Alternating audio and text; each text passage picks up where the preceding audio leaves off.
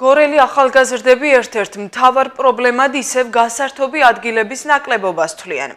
ამბობენ, რომ მთავრობა არაფერს აკეთებს ახალი თაობის გადინების შესაჩერებლად. აღნიშნული მოსაზრება მიუღებელია ხელისუფლებისთვის, რადგან მერიაში აცხადებენ, რომ ახალგაზრდებისთვის რიგი ღონისძიებები ხორციელდება. გორში მცხოვრები ახალგაზრდები ქალაქში არსებულ პრობლემებზე და გამოწვევებზე დიას კამერის წინ ღიად საუბრობენ. ისინი მთავარ პრობლემად გასართობი და შემეცნებითი დაწესებულებების ნაკლებობას თვლიან. ამბობენ, რომ გორი კვების ობიექტების ქალაქათაა ქცეული. ბევრი გასართობი გორში არ არის, მაგრამ ვცდილობთ, რომ რამის გავერთოთ მაინც მეგობრებთან ერთად სტალინზე. ან დაწესებულება არა მგონია. ბიჭებისთვის უფრო ბილიარდი და რაღაცა ეგეთები, მაგრამ გოგოებისთვის რაღაც არ მგონია უფრო გასართობი. კი არის ხოლმე გორის დღეები, გასართობი დღეები და ტარდება კონცერტები, მაგრამ იშვიათად უფრო.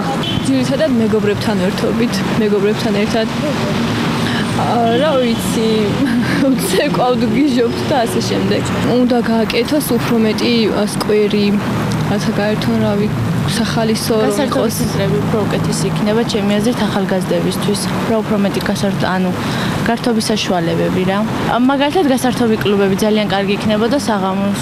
ბილიარდის ცენტრი, არ არის ბევრი გასართობი ცენტრი გორში. არ არის ბევრი საშუალება იმისათვის, რომ რეალიზება მოახდინო შენი თავის პიროვნების, მაგრამ პირადად მე ვცეკვავ გორის სახელმწიფო ანსამბლში და ვახერხებ ასე თუ ისე გარეთ გამოსვლას, მეგობრების შეძენას და ასე შემდეგ. მეგობრებთან ერთად დავდივარ ძირითადად.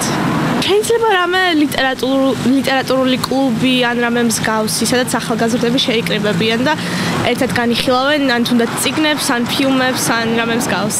და მე აზრით უფრო საჭიროა მეტი რაღაც ისეთი ადგილები იყოს, სადაც ანუ დამოუკიდებელი თუნდაც შემეცნების ან უფრო მეტი თვითგანვითარების საშუალება გექნება ახალგაზრდებს. როცა გამოდიო ხშირზე აი აფშავები სამწუხაროდ შეუძლიათ რომ ბევრი რამ გააკეთოს. გასართობი ცენტრები მართლა ნაკლებად არის გორში და რა ვიცი, კარგი იქნება თუ რაღაცა გაიხსნება მართლა. ახალგაზრდების პრეტენზიებს გორის მერის კულტურის სამსახურის უფროსი პასუხობს. რამაზ შიოშვილი აცხადებს, რომ მერი ახალგაზრდებს განათლების მიმართულებით მრავალ შესაძლებლობას აძლევს. შიოშვილი იმასაც განმარტავს, რომ ქალაქში გასართობი ადგილებიც ბევრია.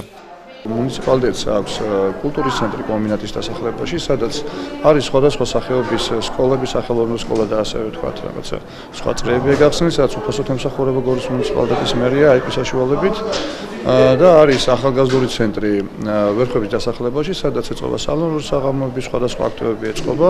ჩვენ ვზადავართ ნებისმიერი ჩვენი მოსახლეობა თუ მოგმართავს ახალგაზრდობა და მომდება რამე საღამოს მოწყობისთვის, ჩვენ ხელს უწყობთ ყველანაირად და შესაბამისად ეწყობა კიდევაც თითქმის ყოველდღე რაღაც სხვადასხვა აქტივობები იმართება. სამსახურში, რომელმაც ახალგაზრდების გაძლიერებაზე უნდა იზრუნოს, აცხადებენ, რომ მუნიციპალიტეტში მცხოვრები მოზარდებისთვის ბევრ საინტერესო პროექტს ახორციელებენ. ახალგაზრდული სამსახურის უფროსი დიმა გოგიაშვილი გვიყვება, რომ მათი ბიუჯეტი 20,000 ლარია, რასაც ახალგაზრდების მიერ შემუშავებული პროექტების სისრულეში მოყვანაზე ხარჯავენ. ჩვენ გათვალისწინებული გვაქვს პროექტი, რომელიც ახლა უნდა შევიდეს 15-ში საკრებულოში, სადაც არის გაწერილი დაახლოებით ამგვარი რაღაცეები. ეს არის ოქროს სამკუთხედს ვეძახით ახალგაზრდული მუშაკები, სადაც ახალგაზრდების იდეები, აზრები ერთ კუთხეშია მოქცეული, რომელსაც ამუშავებს მეორე კუთხეში მყოფი არასამთავრობო ორგანიზაციები და აძლევს ფორმალურ სახელს და მესამე კუთხეში ვართ გორის მუნიციპალიტეტი, რომელიც ამ პროექტს უჭერთ მხარს ფინანსურად და მატერიალურ-ტექნიკური საშუალებით, რითიც შეგვიძლია ყოველ შემთხვევისთვის.